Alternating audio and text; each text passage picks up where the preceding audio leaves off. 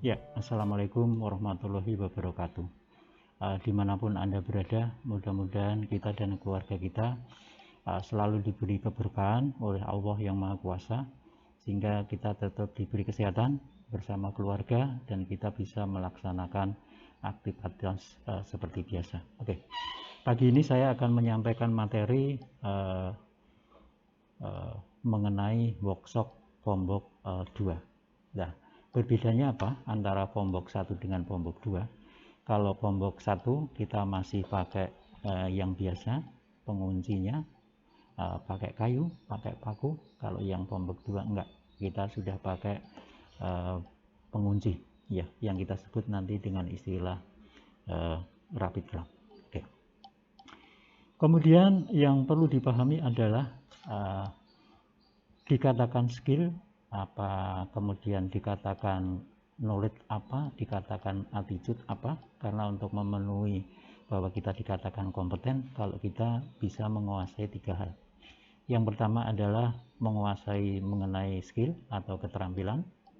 Hanya saja masalahnya untuk keterampilan kita tidak bisa seperti membuka telapak tangan, karena kita harus melaksanakan praktek sendiri. Kemudian yang kedua yang harus kita kuasai adalah knowledge. Knowledge adalah ilmu pengetahuan dan pemahaman. Karena apa? Skill tanpa knowledge biasanya kita akan bingung untuk meletakkan dasar bagaimana kita menyikapi pekerjaan di lapangan. Kemudian yang ketiga yang harus kita kuasai menyangkut masalah attitude, masalah perilaku. Karena bagaimanapun kita di bidang konstruksi, kita tidak bekerja sendiri, tapi kita bekerja dengan orang lain. Ya, untuk itu perilaku kita harus terkontrol. Jadi sekali lagi kita dikatakan kompeten kalau kita menguasai 3 hal tadi, menyangkut masalah keterampilan, pengetahuan, dan perilaku. Oke. Kemudian untuk bengkel Pombok 2 ini kita nanti akan melaksanakan 4 materi praktikum atau job deskripsi. Yang pertama nanti adalah menyangkut masalah acuan dan perancah abutmen, kemudian acuan dan perancah pilar, kemudian acuan dan perancah terowongan, dan yang terakhir nanti adalah acuan dan perancah retaining wall.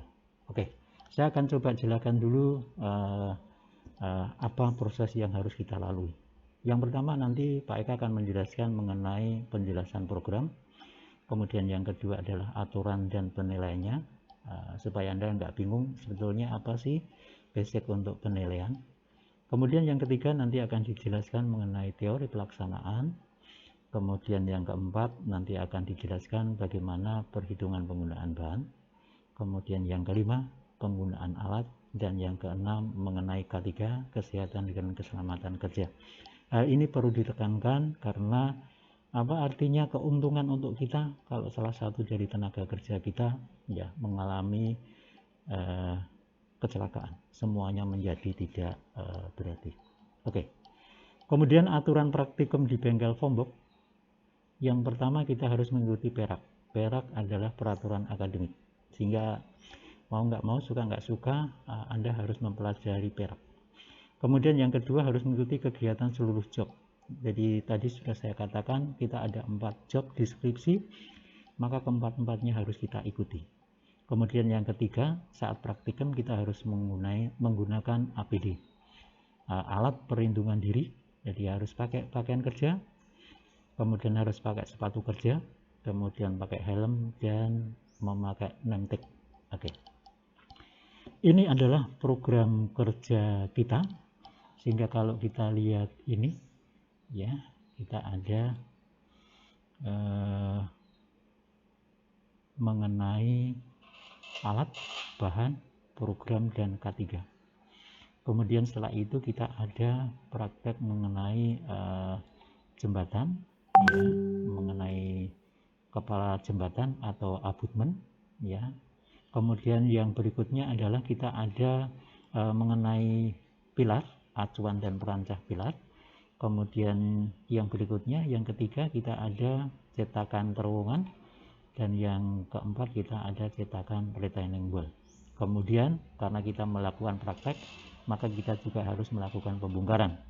Pembongkaran di sini adalah meliputi pembersihan lokasi, kemudian pembersihan alat, dan pembersihan bahan. Oke. Kemudian yang berikutnya adalah bagaimana metode penilaian kita. Ada 6 kriteria untuk penilaian, sehingga kalau kita berikan bobotnya bisa kita lihat di sini bahwa kehadiran ini merupakan kedisiplinan, maka ini bobotnya 40%.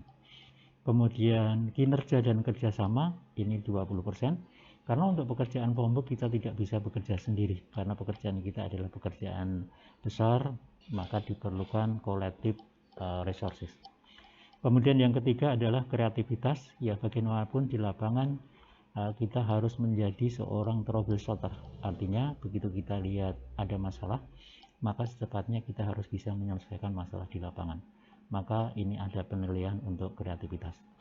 Kemudian yang keempat adalah penggunaan bahan, ya karena apapun keuntungan itu salah satunya kita bisa mengambil dari penggunaan bahan. Jadi kalau penggunaan bahan tidak efisien efektif, maka akan menimbulkan kerugian. Yang kelima adalah penggunaan alat, dan yang terakhir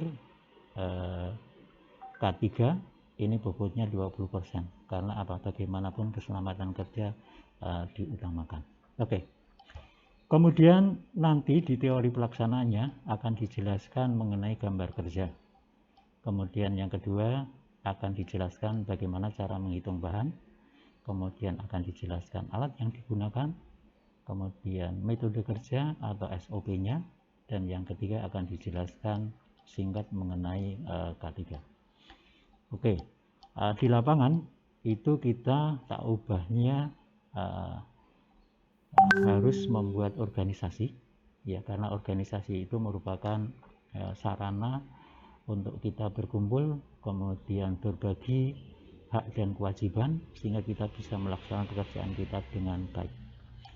Kemudian setelah kita ada organisasi, siapa yang bertanggung jawab dan seterusnya, maka kita melakukan persiapan praktek di lapangan. Yang ketiga adalah baru kita ke proses pelaksanaan. Setelah pelaksanaan praktek selesai, maka kita lakukan pembongkaran yang terdiri dari pemberesan lokasi, kemudian pemberesan bahan, dan pemberesan alat. Oke, ini adalah struktur organisasinya. Di sini ada PIMPRO. Ini kalau di lapangan sesungguhnya ini singkatan dari pimpinan proyek atau pemimpin proyek. Ini adalah orang yang bertanggung jawab dalam operasional proyek tersebut. Tapi karena kita di kampus, maka kita istilahnya diganti menjadi pimpinan rombongan. Artinya yang bertanggung jawab dalam praktek nanti. Kemudian setelah PIMPRO kita ada pakai simbol merah, ya.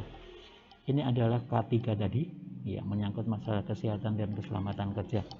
Ini diutamakan karena apa? Kalau kita praktek itu ibaratnya seperti kita masuk ke kandang buaya. Sehingga apa? Dengan sedikit kesalahan maka akan timbul kecelakaan. Oke.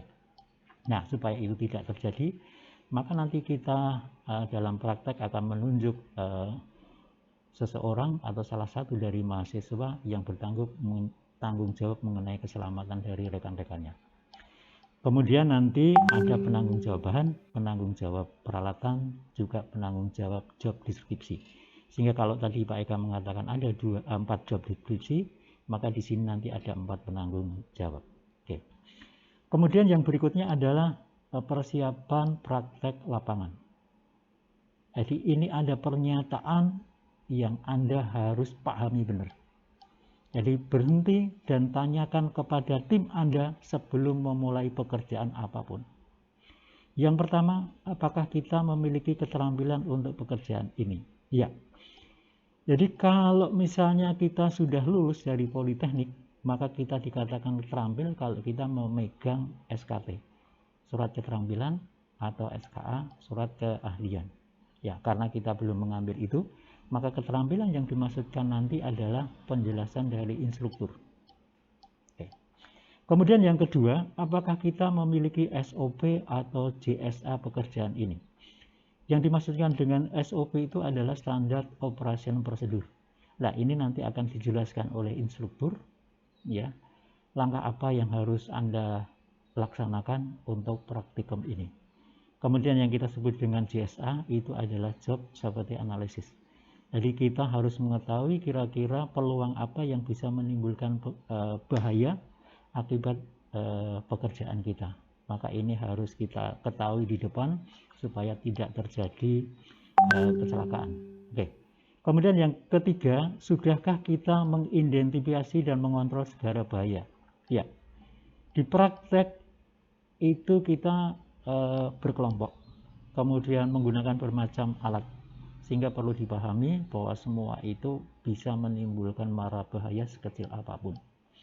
Dan apabila terjadi kecelakaan, maka secara menyeluruh pekerjaan kita tidak akan efisien efektif, ya, karena akan dilakukan tindak lanjut penyelidikan atau penyidikan dari kepolisian maupun Departemen Tenaga Kerja.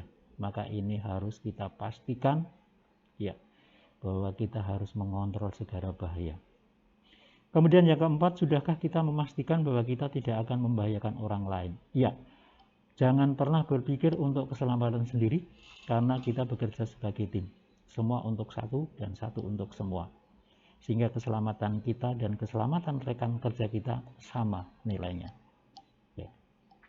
Kemudian yang kelima, apakah kita memiliki APD? Jadi saya katakan tadi, alat perlindungan diri ini wajib digunakan. Jadi ada nanti berpak, pakaian kerja, kemudian ada sepatu kerja, kemudian ada helm, dan yang terakhir kita harus menggunakan name tag. Kemudian yang enam, apakah tag atau izin diperlukan? Sudah ada. Iya. Kalau kita bekerja di luar, maka kita untuk melakukan sesuatu kita harus mempunyai tag atau izin. Misalnya begini, saya akan bekerja di ketinggian, ya, maka saya harus punya lisensi untuk bekerja di ketinggian. Misalnya kita menggunakan scaffolding, maka untuk pekerjaan di atas 2 meter kita harus mempunyai izin untuk bekerja di ketinggian. Kemudian misalnya kita akan menggunakan mesin kayu, misalnya silver saw, apakah bandsaw, maka kita harus punya tag izin bahwa kita sudah mampu mengoperasionalkan mesin tersebut. Ya, kalau di swasta jelas, kalau kita nggak punya itu, maka kita tidak berani melakukan pekerjaan ini. Ya, 6 pertanyaan ini ya harus Anda resapi. Jika jawaban Anda tidak untuk salah satu pekerjaan di atas, segera hentikan pekerjaan dan hubungi instruktur Anda. Karena bagaimanapun keselamatan kerja adalah lebih diutamakan daripada yang lainnya. Ya. Sementara demikian yang saya sampaikan, ya, mudah-mudahan bisa dipahami. Apabila ada hal-hal yang kurang berkenan, saya mohon maaf secara pribadi. Dengan saya akhiri. Wassalamualaikum warahmatullahi wabarakatuh.